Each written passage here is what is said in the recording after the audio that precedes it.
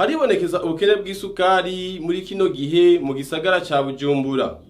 Aho twaciye ku maduka asanzwe adandaza isukari, twahasanze imirongo miremire abantu banigana. Abo twashoboye kuganira baratubwira akababaro bafise. Ati isukari yotuma izimba ariko ikaboneka. Je kubera nifuza n'icyo kimendo yiki mutamarugo kwambere ura n'umuntu y'amakuru ari wakanyuma banantu wakanye cyane niyo ntonda sikunda ndayibikana abana baje mu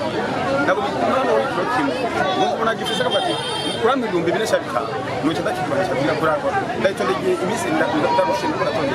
kumwe ntabwo amene cyo kwanga biwani wapire kumenya ndumwe muri sahara none musabikire musabikire tatanga babatanga isukari ya twaronka nico kilo kibi kiyafuma kizimba kikaboneka niyo beyi ya 2005 bavuga nitunayironka ya twaronka n'akarobo kagavuga kanaboneka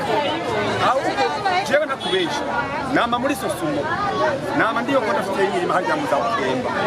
imirima yaso y'isukari iriyo je ndayiboneka ndaganira n'abantu bati twagiswa kuzoha ni nyinshi cyane ni none ko tubijumra tubikora akaruka rwacu mu kiriro kandi mu ntara bakanye tukabona isukari uwo mwaka woni kurenge mugire njana kwa ariko ramye dutoze kugira ngo aha muri muhanana twumva kandi isukari taraho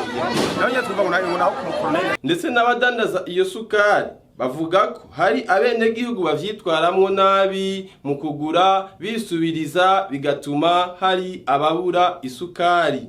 Ariko naho biruko isukari abayikeneye mu gihugu ni benshi ariko nayo ikaba nke. Impamvu isukari maona mu isukari ningi twebwe gusa isukari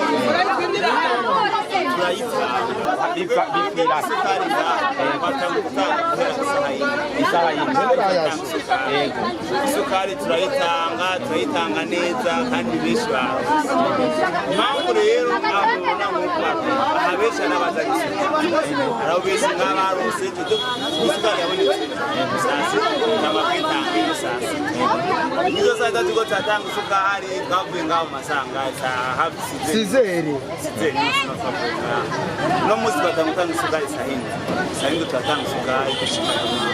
aya maguru umuntu aba yarushye urabona abantu bari benshi abandi umuntu ikontorora kuyanga ikindi nacyo aba bantu benshi mubona ngaha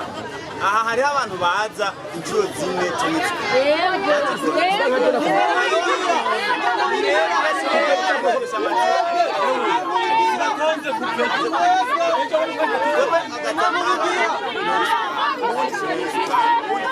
kubagenda ko ngaho gusubira kubera benshi batsoma isukari bari kuri kino bezi benshi baremera kubera ko tunda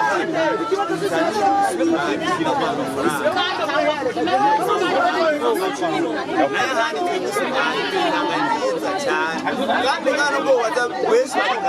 nano yo kwa iyi ni katani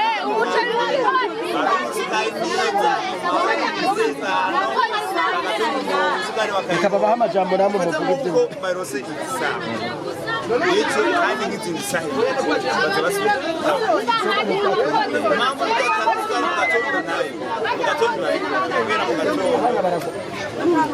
mbe imirongo nk'iyi mwama mwayibonye canke byatanguye rya ariko